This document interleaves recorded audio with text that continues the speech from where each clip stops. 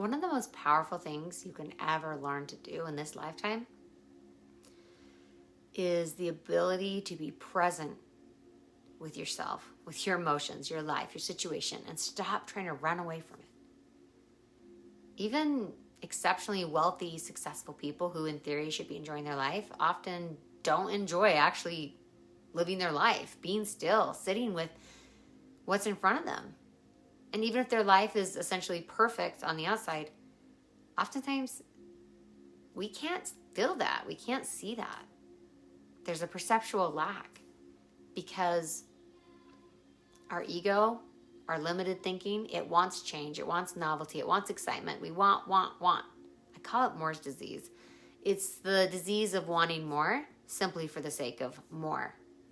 And that is a disease. It's dis-ease.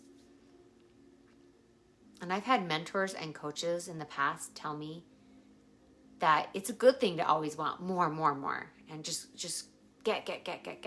And ultimately, I fired those coaches because they were nuts and clearly had Moore's disease, which is an unhealthy, ego-driven condition that I didn't want to catch from them. I'm being a little facetious, and I know this is a touchy subject with a lot of nuance, so I'm going to break it down. When we want more solely for the sake of having more, that's ridiculous. All that would be saying is, I'm a gigantic pit of emptiness that can never be filled no matter how much life gives me. My goodness, that's a terrifying thought. But there's always a but, right? The but is that there is a difference between wanting something because you believe that you lack it versus creating something from a place of absolute joy and surrender to love, to life, to the great mystery, simply for the fun of it. We are all creative beings. We're creators by birthright. So I'm not saying don't create. I mean, we're naturally going to want to go out and play and express our true, authentic selves. But that's a different energy than get, take. And here's where it gets interesting. Your truest, most authentic self already knows how powerful it is. It knows it can achieve virtually anything in the realm of possibilities that it sets its intention on. But at the same time, your highest self isn't here to be a getter or a taker or even a producer. It's here to play, to have fun, to dance with life, to express itself. And often in the process of being you, being the real you, all your dreams naturally will come true without it being a struggle or a sacrifice or a competition. I used to be a workaholic, okay? Guilty. And I got caught up in the game of getting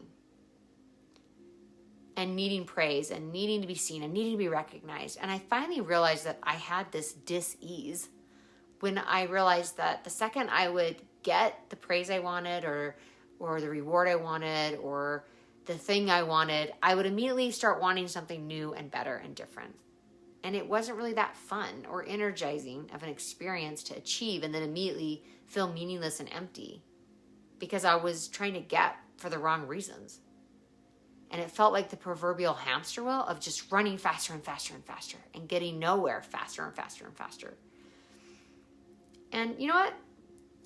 That was where I was at that point in my life. And if you're having fun with that, then by all means, keep running, keep chasing your dreams, keep chasing. But if you're not having fun with that, then here's some tips for getting off the hamster wheel and curing yourself of Moore's disease so that you can create from a place of happiness, not lack. 1, meditate daily.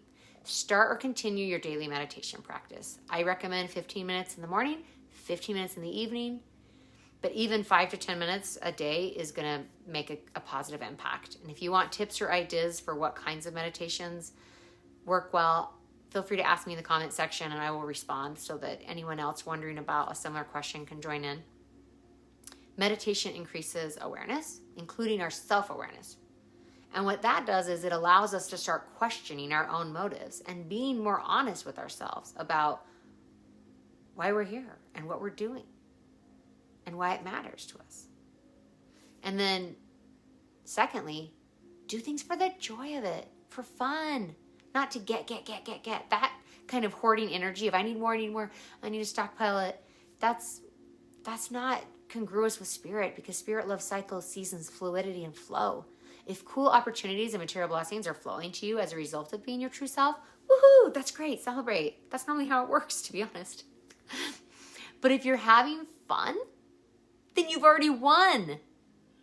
If you are living a life of toil and strife just to get, I'm sorry to tell you this, but you've already lost the game of life, no matter what you do end up getting by living a miserable life. It's not going to offset the fact that your life isn't happy.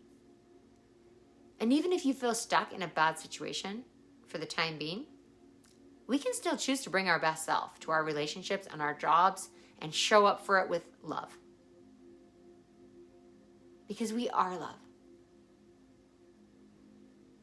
And when we sit there trying to get things that we could be giving freely from our inner wealth, from our inner abundance, we're creating a perceptual prison of lack where we are so desperate that we're begging for someone else to love us. Please, please give me love. Please love me. Not realizing that we are the love. If we want a more loving world, all we got to do is show up as our true, authentic selves. We're it. We're it. 3, stop trying to get somewhere. Get somewhere better. Better friends, better partner, better kids. You are exactly where you need to be. Trust your own indomitable spirit and the love of God that you are not an accident. Your life is not an accident. And if you are here right now, then that's exactly where you need to be. Because you're it, darling. You cannot miss the boat. You are the boat. Wherever you are, there you are, being you, being perfectly, marvelously, wonderfully you. And no one else in all of existence can be you. No one, literally no one, past, present, future, could ever be you.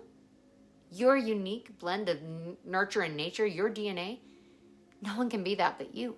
And do you think that God, universe, whatever semantics resonates with you, would want you to be anything but you? Why would God want you to be what your neighbors, parents, or friends think you should be, rather than who you truly are? Why do you even exist if not to be you and express as your true, authentic self? Wouldn't it be silly to create an authentic, unique individual and then tell them, okay, your job is to figure out how to be something you're not. You got to figure out how to be more like other people, not you. No. Listen, Angel, your only job has only never been and will only ever be to be you. That's your job. Your one and only job. So slow down, take a deep breath, and meet your precious self right where you're at, right here, right now. And now that you've met, get to know that person that you are and fall deeply in love. That's the recipe for a happy and meaningful life, is showing up for yourself as you. Thanks for joining me today. I'm Beck Sato. See you soon. Love you.